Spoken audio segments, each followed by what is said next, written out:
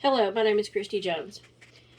I would like for all of you to close your eyes for just a few minutes. Now imagine you've worked 12 hours today. You've had a terrible day. You come home from work and all you want to do is take a shower and go to bed.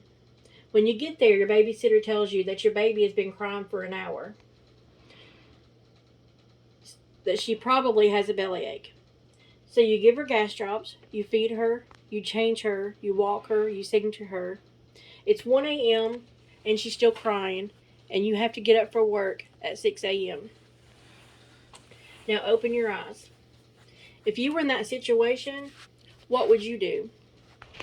I do not know how you're going to answer that question, but what I do know is that in the United States alone, there are 600 to 1,400 cases reported of shaken baby syndrome. Ages between 3 to 6 months is average, but can happen from newborn to 4. A violent shaking for just a few seconds has the potential for severe injury or death. Shaken baby syndrome is a term used to describe the signs and symptoms of a violent shaking of a child or infant's head.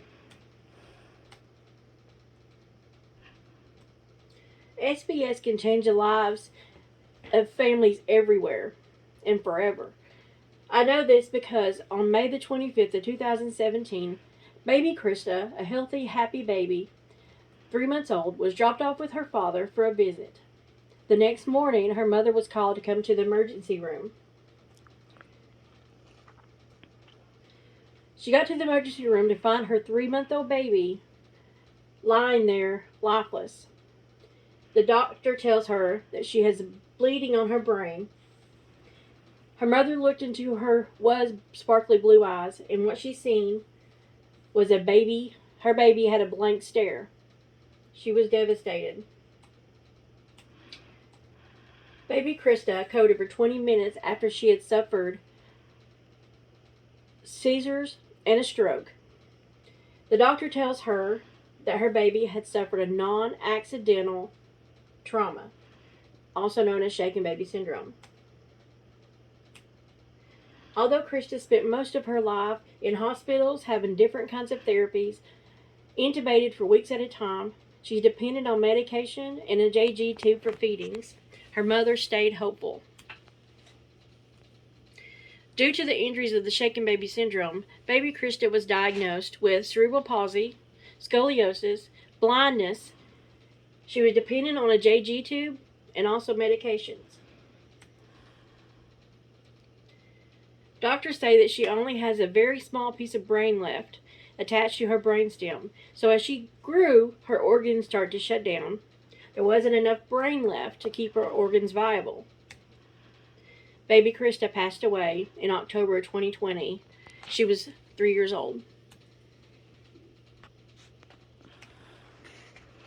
If you're in this situation where you feel nervous or upset because your baby won't quit crying, take a deep breath, walk away, take another deep breath, count to 10. You could call a loved one or someone to come help you with the baby.